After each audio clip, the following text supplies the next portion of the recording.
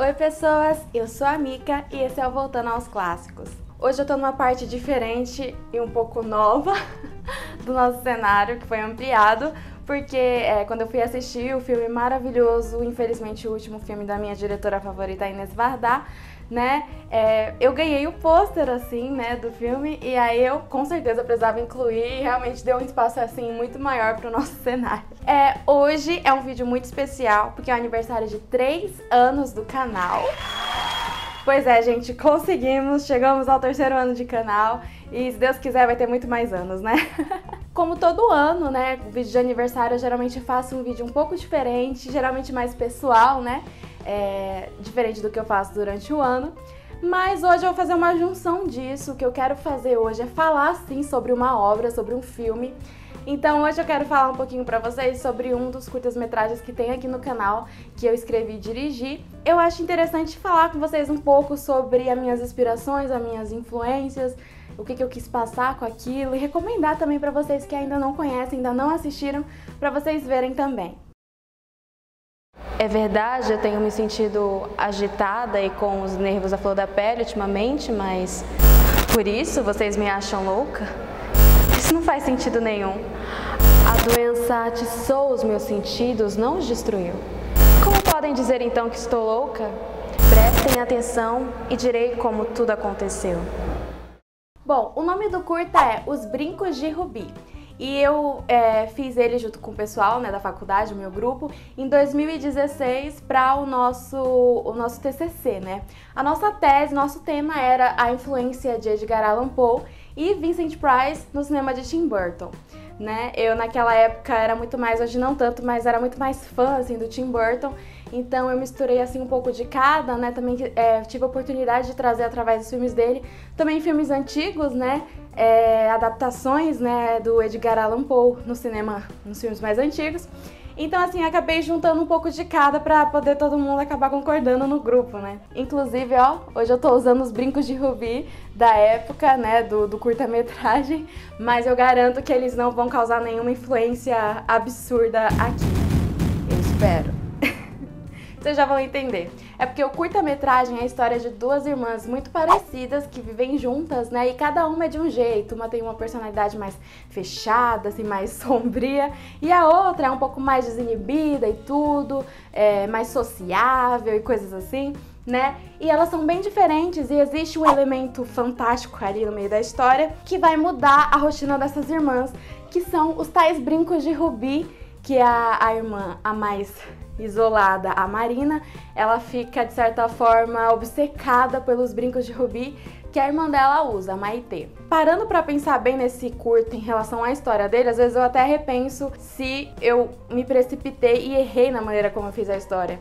Porque naquela época eu ainda não era feminista, não me considerava feminista. E hoje eu repenso nela e fico pensando se eu não tava reproduzindo alguns padrões, assim, que eu não deveria ter reproduzido, como, por exemplo, competição feminina, que geralmente os filmes colocam, né, ali. Mas eu garanto pra vocês que quando vocês assistirem, vocês vão perceber que ele tem uma complexibilidade e um significado muito maior, né?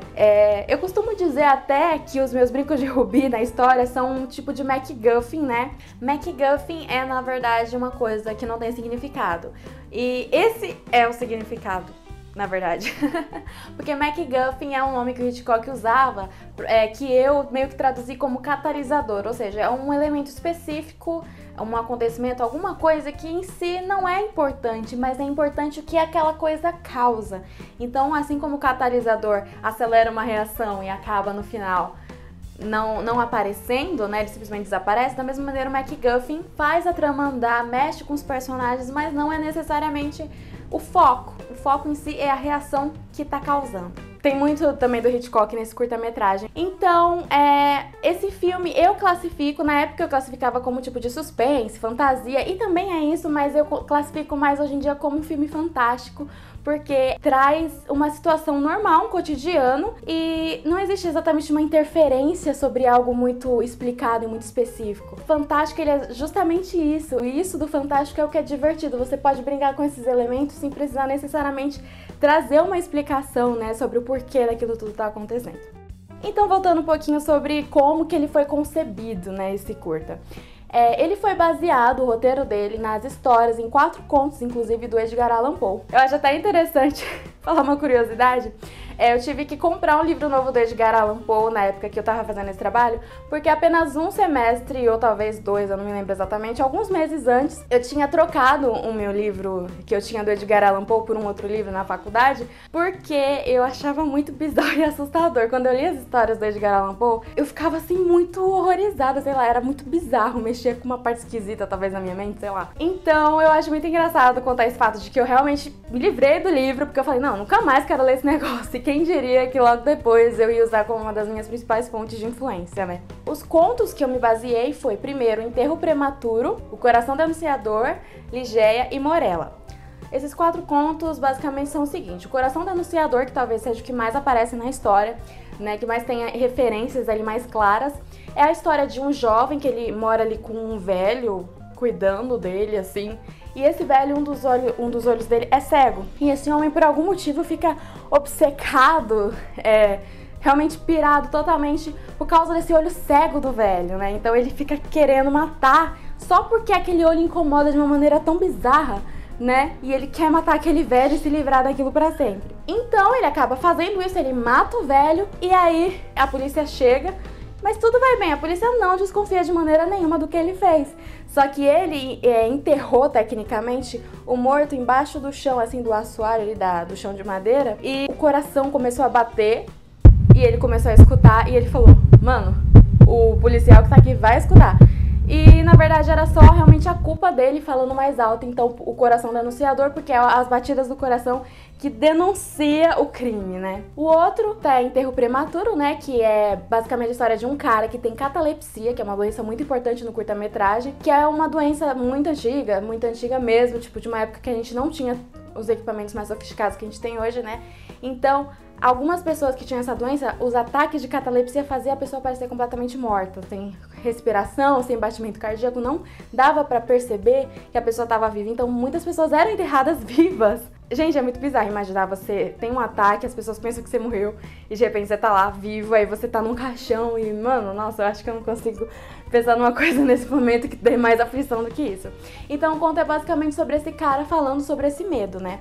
Os outros contos de Ligeia e Morella são basicamente histórias de dualidade, né? Em Ligeia, o cara tem uma esposa que ele idolatra, ele ama, só que essa esposa acaba morrendo e ele se casa novamente, só que a mulher que morreu acaba meio que voltando e em alguns momentos parece possuir a nova esposa, então fica aquela dualidade, né, de quem é quem, né, assim como também no conto da Morella, só que no caso a esposa morre na hora de dar à luz à filha e existe ali uma dualidade porque o conto deixa bem claro de que na hora que a menina deu a primeira respirada, a mulher deu o último, a mãe, né, então fica aquela coisa, será que passou ela pro corpo da filha, o que aconteceu? Então tem essas coisas meio bizarras nos contos do Poe, né. E essas histórias foram usadas, assim, vários elementos específicos de cada uma para trazer essa narrativa que eu criei, assim, em cima desses contos.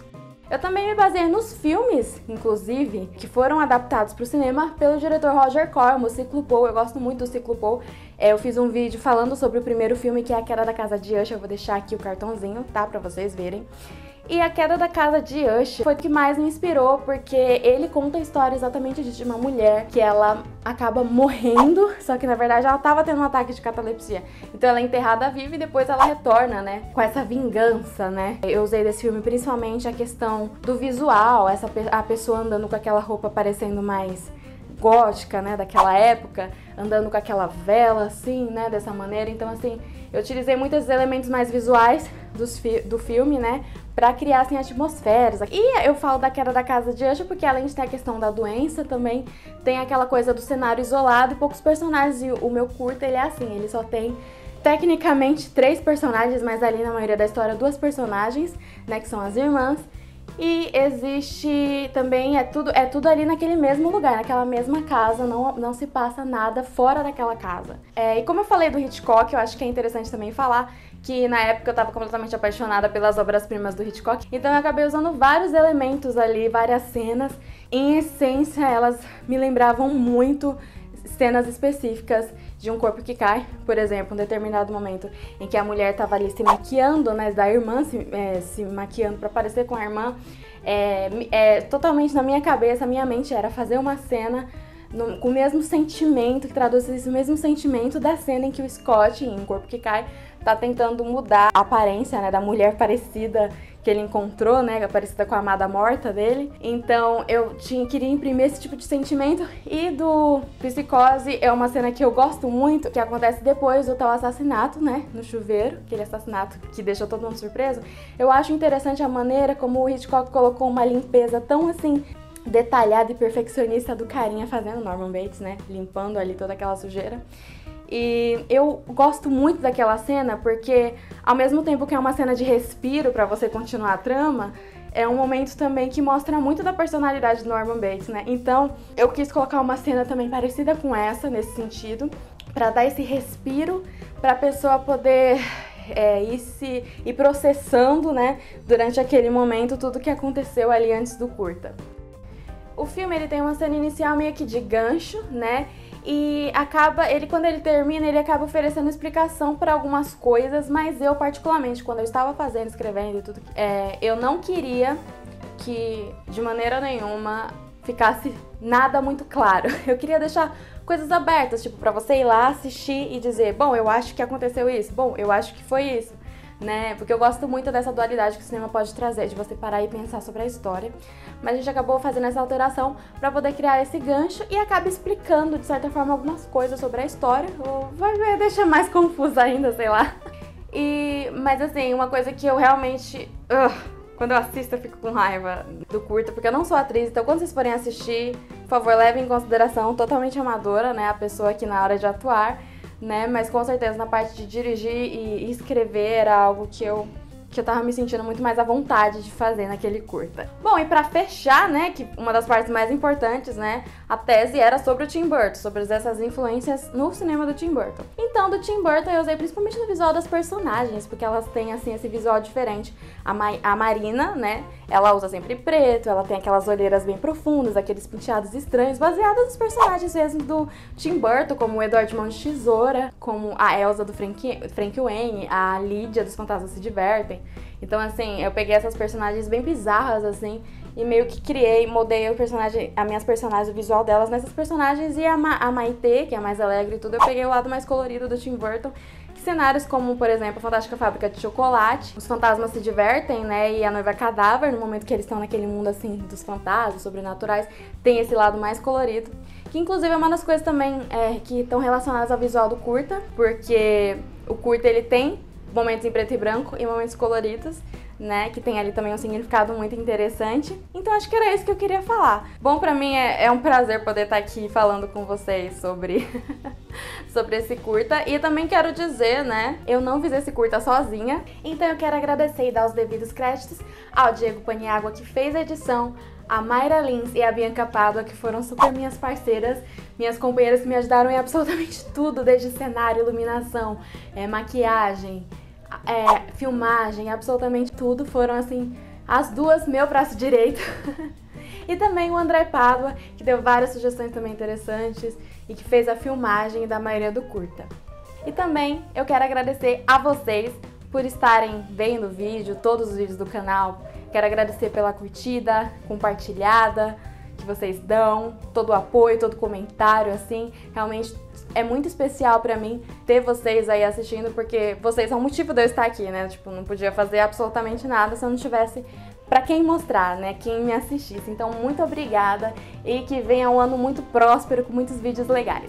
Bom, eu espero que vocês tenham gostado e não esqueça de curtir também esse vídeo e compartilhar com seus amigos. E se você é novo por aqui, não deixe de se inscrever aqui no canal. Aqui eu falo basicamente sobre filmes e séries antigas, também faço listas e eu tento trazer também vários filmes dirigidos por mulheres, que muitas vezes a gente não encontra vídeos falando sobre esses filmes tão importantes, que são inspiração pra mim, com certeza. Então eu tento sempre trazer algum conteúdo diferente e interessante pra vocês.